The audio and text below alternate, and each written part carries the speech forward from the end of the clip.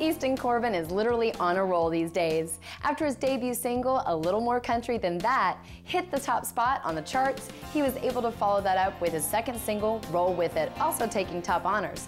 Kelly Lynn caught up with Easton and the writers of that hit song at a party at BMI to celebrate. We are here today with Mr. Easton Corbin, who is celebrating his second #1 off his debut album. Congratulations. Well, thank you so much. I appreciate it. How are you? I mean, this must feel really great. I mean, as a new artist, to come out of the box and have 2 #1s in a row off an album, that's pretty commendable. Well, yeah, you know, just to have one #1's a great, you know, honor to have that. But, you know, to have 2 back-to-back like this, you know, I never imagined this. But I tell you what, I'm really excited, and I couldn't ask for anything any better. I got just enough money and just enough gas. And I have to ask you this. You're on the H2O tour with Brad Paisley. That must have been a lot of fun. Were there any pranks? Yeah, you know, actually with Roll With It, I was out there, and the last gig, the last show, we got out there, and I started singing Roll With It, and sure enough, I started seeing rolls fly by my head. Oh, no. And, yeah, so I got a few of those upside the head.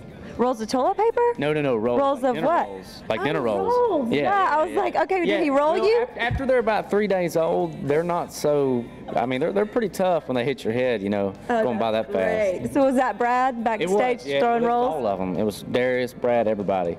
How fun. Yeah. But you guys probably had a great time and a great tour. Yeah, we had a great time out there. You know, you learn so much from entertainers like that.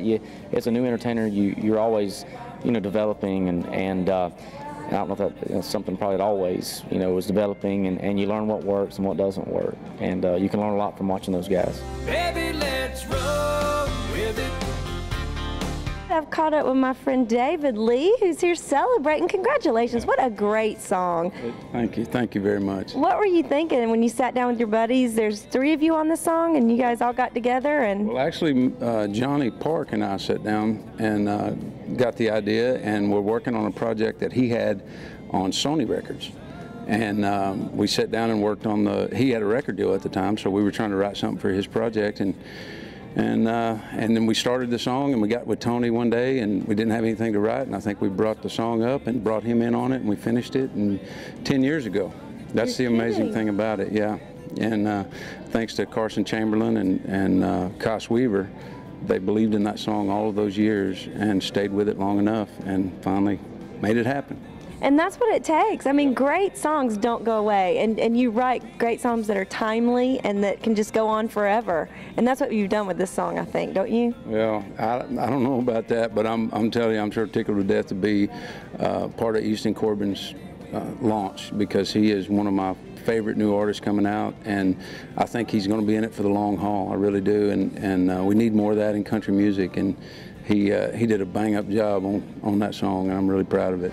Sometimes you gotta go with it. Talk about how excited you were when you heard that Easton loved the song and was going to cut it. Oh, God, you know, really, I ran into Easton. My son and I had a record deal on Lyric Street at the time. We were out doing some radio stuff in Fort Wayne, Indiana, and we ran into him at a hotel bar, and we were both staying at the motel together, and we got down there that night and got to talking, and I didn't know who he was at first because he hadn't had a song out, and he said who he was, and I said, well, man, I got a song on your record.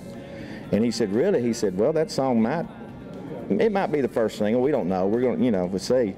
And lo and behold, I mean, you know, second single, and I was just tickled to death when they put it out, you know. If you could give any advice to young writers who are watching this at home, maybe in a small town on the other side of the country, what would you tell them? I'm not sure. You know, I guess read, listen to different kinds of music. I know, you know, one thing that's kind of tough to hear is that you almost have to be here. It's hard to do it from Amarillo or wherever. I came from Texas. It's hard to get it done from there. You almost have to move to Nashville, I think, is first thing. And I would think that you never get sick of #1 parties. How does today feel? I don't. No, it's a great feeling. I think Carson and Easton did a great job of the song. No, it's a great feeling to be here. You know, it's a seldom event for me, so happy to be here. Baby, we roll with it.